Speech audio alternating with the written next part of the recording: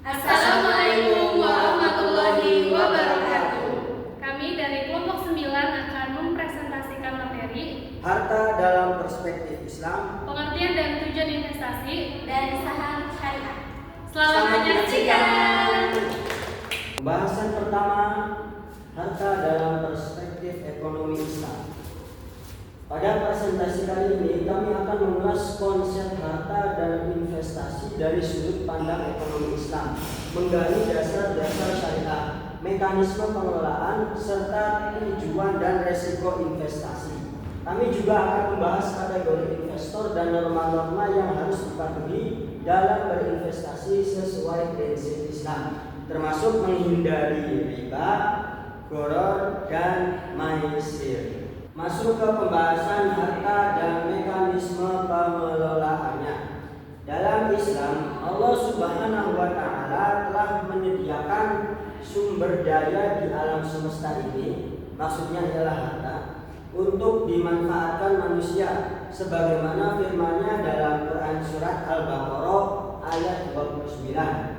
A'udzubillahi minasyaitonirrajim. Huwallazi khalaqalakum ma fil ardi jami'an tsumma istawa ilas samaa'i fasawwahunna sab'a samawat wa huwa bikulli syai'in 'alim. Yang artinya, dialah Allah yang menciptakan segala yang ada di bumi untukmu. Kemudian Dia menuju ke langit, lalu Dia menyempurnakannya menjadi 7 langit. Dia Maha mengetahui segala sesuatu. Lanjut ke definisi harta. Menurut kalangan Hanafiyah, harta adalah sesuatu yang digandrungi oleh tabiat manusia dan mungkin disimpan untuk digunakan saat dibutuhkan. Mengenai pembagian harta, dalam syariat terbagi menjadi 2. Ada harta tetap, maksudnya itu harta yang tidak mungkin dipindahkan seperti tanah dan bangunan permanen, dan ada harta bergerak. Maksudnya itu harta yang cepat dipindahkan dan dialihkan seperti uang. Masuk ke pembahasan selanjutnya mengenai hak terhadap harta dalam Islam. Konsep kepemilikan harta dalam Islam memiliki dimensi yang mendalam, membedakan antara kepemilikan pribadi, kepemilikan hakiki oleh Allah, dan kepemilikan bersama. Membahas harta pribadi, harta ini tidak boleh diambil oleh orang lain, melainkan dengan kerelaan hati dari pemiliknya. Ini menekankan pentingnya hak milik individu dan perlindungan terhadapnya. Selanjutnya membahas harta milik Allah. Harta pada dasarnya adalah milik Allah. Manusia hanya diberi kesempatan memilikinya sementara.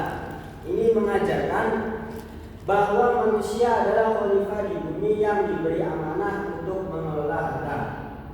Seperti halnya disebutkan dalam Quran surat Al-Hadid ayat 7. A'udzubillahi minasyaitonirrajim. Aminu billahi wa rasulihi wa anfiqu mimma ja'alakum mustakhlifina fihi. Falladzina amanu minkum wa anfaqu lahum ajrun kabir. Yang artinya, berimanlah kepada Allah dan Rasul-Nya, serta infakkanlah di jalan Allah sebagian dari apa yang Dia titipkan kepadamu, dan telah menjadikanmu berwenang dalam penggunaannya. Lalu orang-orang yang hartanya di jalan Allah memperoleh pahala yang sangat besar. Dan masuk ke pembahasan terakhir dari harta milik bersama. Konsekuensi harta ini adalah didahulukannya kepentingan bersama daripada kepentingan pribadi, terutama ketika terjadi bentrokan, dengan memberikan kompensasi yang adil kepada pemilik harta tersebut. Ini mendorong keadilan sosial dan prioritas kepentingan umum. Sekian pembahasan mengenai harta dalam perspektif ekonomi Islam. Selanjutnya akan membahas tentang pengertian dan tujuan investasi. Selanjutnya yaitu pengertian dan tujuan investasi. Pengertian sendiri. Investasi sendiri adalah penukaran uang dengan bentuk-bentuk kekayaan lain seperti saham atau harta tidak bergerak yang diharapkan dapat ditahan selama periode waktu tertentu supaya menghasilkan pendapatan. Selanjutnya motif melakukan investasi menurut Tandarilin tahun 2001. Yang pertama, mendapatkan kehidupan yang lebih layak di masa depan, yaitu kebutuhan untuk mendapatkan hidup yang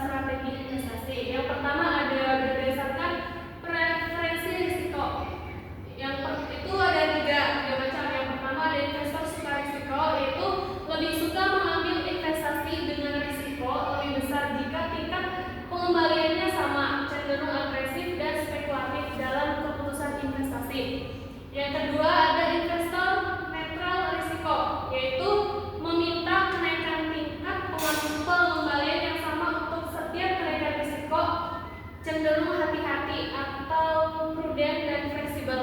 Dan yang terakhir ada investor tidak suka risiko. Itu cenderung mengambil investasi dengan risiko lebih kecil jika tingkat pengembaliannya sama, mengutamakan keamanan modal. Untuk kategori investor yang kedua itu berdasarkan pelaku. Di sini ada dua. Yang pertama investor per orang, yaitu individu yang melakukan investasi untuk tujuan pribadi seperti tabungan pensiun atau pendidikan. Dan yang kedua ada investor institusional, yaitu entitas seperti dana pensiun, perusahaan asuransi atau bank yang mengelola dana besar untuk investasi.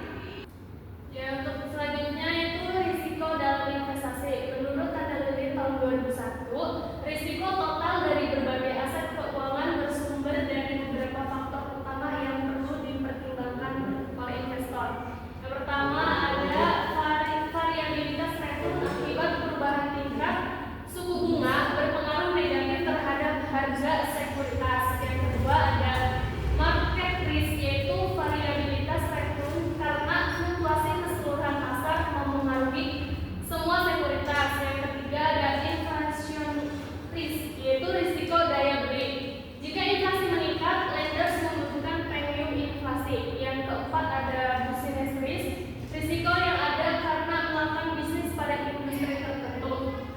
Yang kelima ada financial risk, yaitu risiko yang timbul karena penggunaan leverage finansial oleh perusahaan. Yang keenam ada liquidity risk, berhubungan dengan pasar sekunder, kemampuan investasi dibeli atau dijual cepat tanpa perubahan harga signifikan. Yang ketujuh ada exchange rate risk, yaitu variabilitas return sekuritas karena fluktuasi kurs mata uang. Dan yang terakhir yang kedelapan itu ada country risk, yaitu risiko yang menyangkut politik suatu negara mengarah pada political risk. Ya, selanjutnya ada investasi dalam perspektif syariah. Investasi dalam Islam bukan hanya sekedar aktivitas ekonomi, tetapi juga bernuansa spiritual karena menggunakan norma syariah. Ini adalah perpaduan ilmu dan amal yang sangat dianjurkan bagi setiap muslim, seperti dalam Quran surat Al-Hasyr ayat 18 yang berbunyi, Bismillahirrahmanirrahim, Ya ayyuhalladzina amanu taqullaha wal tanzur nafsum ma qaddamat lighad wattaqullaha innallaha khabirum bima ta'malun. Yang artinya, hai orang-orang yang beriman, bertakwalah kepada Allah dan hendaklah setiap diri memperhatikan apa yang telah diperbuatnya untuk hari esok atau akhirat. Dan bertakwalah kepada Allah, sesungguhnya Allah Maha mengetahui apa yang kamu kerjakan. Lafaz tanzur nafsum ma qaddamat lighad ditafsirkan sebagai perintah untuk menghitung atau mengintrospeksi diri sebelum diintrospeksi, serta melihat apa yang telah disimpan atau investasi dari amal soleh sebagai bekal menuju hari perhitungan. Di hari kiamat memerintahkan hambanya untuk beriman, untuk melakukan investasi akhirat dengan amal soleh sejak dini. Selanjutnya ada norma dalam berinvestasi menurut Satrio tahun 2005. Itu ada 5. Yang pertama, terbebas dari unsur riba. Yang kedua, terhindar dari unsur gharar. Yang ketiga, terhindar dari unsur maisir atau judi. Yang keempat, terhindar dari unsur haram. Yang terakhir atau yang kelima, itu terhindar dari unsur syubhat. Dan selanjutnya terakhir itu gharar dan maisir dalam perspektif syariah. Dua konsep penting yang harus dihindari dalam transaksi syariah adalah gharar, ketidakjelasan, dan maisir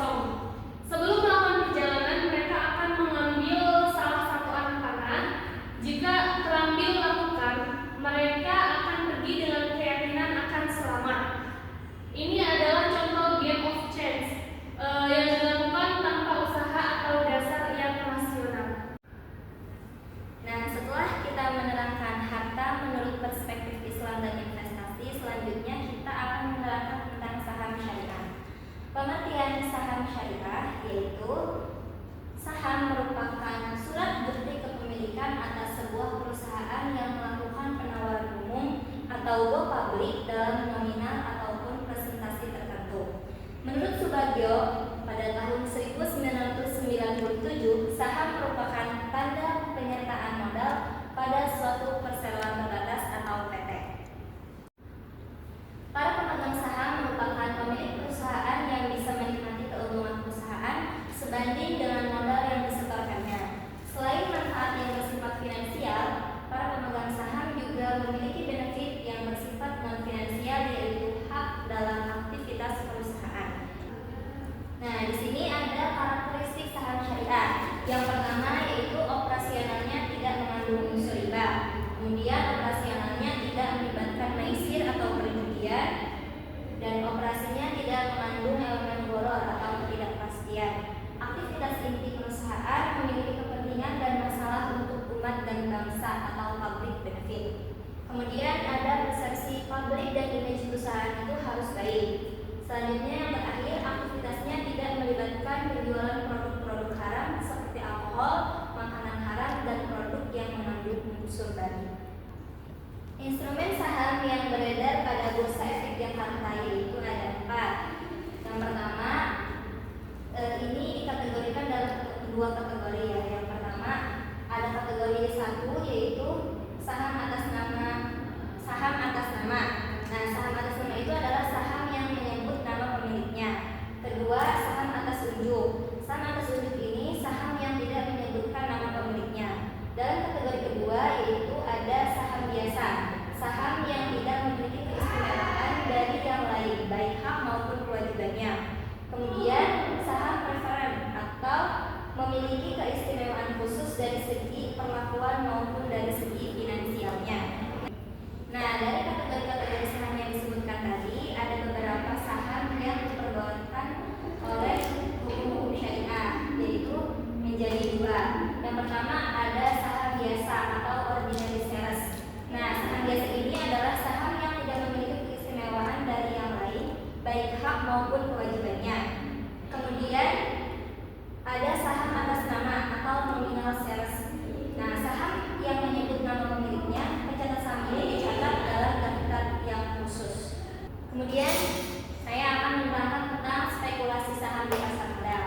Pengertian spekulasi saham adalah tindakan membeli atau menjual saham dengan harapan mendapatkan keuntungan dari fluktuasi harga dalam waktu singkat. Bukan karena nilai fundamental saham yang kuat. Spekulasi saham melibatkan risiko tinggi, namun juga berpotensi memberikan imbal hasil tinggi dalam waktu yang singkat. Kegiatan spekulasi ini tidak jauh berbeda dengan kegiatan mengambil risiko yang biasa digunakan oleh pelaku bisnis atau investor. Spekulan berani menghadapi sesuatu yang derajat kepastiannya sangat tinggi tanpa perhitungan. Seseorang dianggap spekulatif apabila ia ditenggarai memiliki motif memanfaatkan ketidakpastian tersebut untuk keuntungan jangka pendek. Spekulasi saham di pasar modal itu dilarang karena cara seseorang menggunakan ketidakpastian, manakala ia meninggalkan sense of responsibility dan rule of law-nya untuk memperoleh keuntungan semata dari adanya ketidakpastian. Itulah yang dilarang dalam konsep gharar dan maisir dalam Islam, karena konsep tersebut sangat berkaitan dengan madorot, negatif result atau bahaya. Sekian presentasi dari kelompok kami, kurang dan lebihnya mohon maaf. Wassalamualaikum